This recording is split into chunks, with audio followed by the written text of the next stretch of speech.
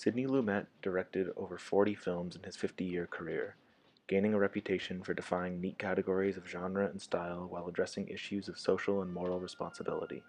In his first and possibly most famous film, 12 Angry Men, Lumet portrays a jury's deliberation over convicting a teenage boy of premeditated murder for the stabbing of his father.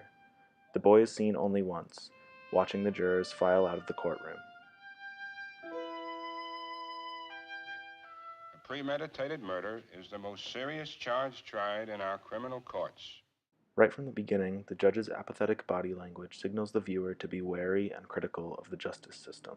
Try and separate the facts from the fancy. You're faced with a grave responsibility. Thank you, gentlemen. Only Juror 8, played by Henry Fonda, believes that there may be a reasonable doubt as to the boy's guilt. As he proceeds, he slowly gains support by methodically chipping away at the facts of the case and confronting the prejudice and shortcomings of others. His toughest opponents are archetypes of people who don't utilize reason: a bigot, a follower who doesn't think for himself, and a sadist with a personal vendetta. He's had a pretty miserable 18 years. I just think we owe him a few words, that's all. You're not going to tell me that we're supposed to believe this kid, knowing what he is? Listen, I've lived among them all my life. You can't believe a word they say. You know that. I mean, they're born liars. Well, I don't know you, but I'm betting you've never been wronger in your life. If you're wasting your time, you ought to wrap it up. Supposing you were the one that was on trial. Well, I'm not used to supposing. I'm just a working man. My boss does the supposing, but I'll try one. Supposing you talk us all out of this and kid really did knife his father, huh? Fingers, are you his executioner? I'm one of them. Perhaps you'd like to pull the switch. For this kid, you bet I would. I feel sorry for you. What it must feel like to want to pull the switch. Ever since you walked into this room, you've been acting like a self-appointed public avenger. You want to see this boy die because you personally want it, not because of the facts. You're a sadist. As Juror 8 gains support, Lumet begins to make the assertion that justice and the proper functioning of society are dependent on reason and personal responsibility. Tells you that you have the right to play like this with a man's life. Don't you care? Now, wait a minute. You can't talk like that to me. I can talk like that to you. If you want to vote not guilty, then do it because you are convinced the man is not guilty, not because you've had enough. And if you think he is guilty, then vote that way. Or don't you have the guts to do what you think is right? This, I have always thought, is a remarkable thing about democracy, that we are, oh, what is the word? Notified. That we are notified by mail to come down to this place to decide on the guilt or innocence of a man we have never heard of before.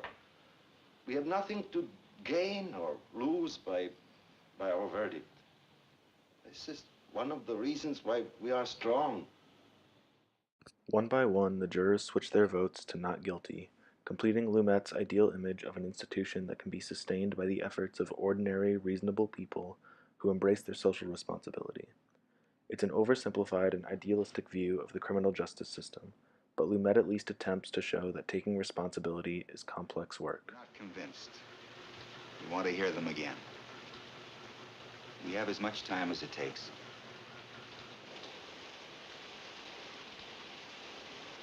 Rotten kids, you work your life out.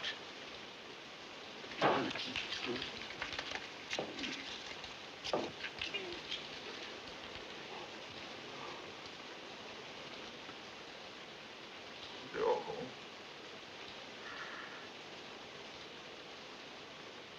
Not guilty. Not guilty.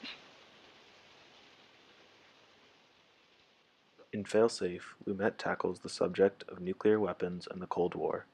The film extends the theme of personal responsibility and explores how humans reckon with the concept of mass destruction and the responsibility of controlling immensely powerful nuclear technology. In a nuclear war, everyone loses. War isn't what it used to be. I want to be damn sure that thing doesn't get any ideas of its own. I see what you mean, Mr. Raskow, but that's the chance you take with these systems. Who says we have to take that chance? Who voted who the power to do it this particular way? I'm the only one around here got elected by anybody. Nobody gave me that. It's in the nature of technology. Machines are developed to meet situations. Then they take over. They start creating situations. Not necessarily. There's always the chance. You said so yourself. Oh, we have checks on everything, Mr. Ascot. Checks and counter-checks. Yeah, but who checks the checker? Where's the end of the line, Joe? Who's got the responsibility? The president. He can't know everything that's going on. How can he? It's too complicated. If you want to know, that's what really bothers me. The only thing that everyone can agree on is that no one's responsible. Lumet utilizes atypical characters to debate nuclear crisis, with a peaceful general arguing for de-escalation while a warmongering intellectual speaks in unsettling absolutes about the specter of communism. We now have the capacity to blow up the whole world several times over. Which does not mean we must do it. We won't be able to stop from doing it. That's the logic of your position, Groteshiller. We're setting up a war machine that acts faster than the ability of men to control it. We're putting men into situations that are getting too tough for men to handle. Then we must toughen the men. These are Marxist fanatics, not normal people. They do not reason the way you reason, General Black. They are not motivated by human emotions such as rage and pity. They are calculating machines. They will look at the balance sheet and they will see they cannot win. Gentlemen, this is the President of the United States. We must do everything we can to prevent our planes from attacking Moscow. I therefore order every American to cooperate fully with Soviet officers in shooting down our invading planes. The president's treasonous orders and his eventual decision to destroy New York as self-inflicted retribution for the bombing of Moscow create a history in which responsibility, reason, and conflict resolution transcend the volatility of American patriotism and aggression. Gentlemen, I expect you to conduct yourselves as patriots. And I wish you success. Ultimately, Lumet's purpose is to condemn forces that go against human reason and bypass human responsibility. He hopes to show that reasoned debate and cooperation can resolve or prevent issues ranging from flaws in the justice system to international nuclear conflict. All I know is that as long as we have weapons... All I know is that men are responsible. We're responsible for what happens to us. Today we had a taste of the future. Do we learn from it or do we go on the way we have? What do we do, Mr. Chairman? What do we say to the dead? I think if we are men, we must say, this will not happen again. But do you think it possible? With all that stands between us. We put it there, Mr. Chairman, and we're not helpless. What we put between us, we can remove.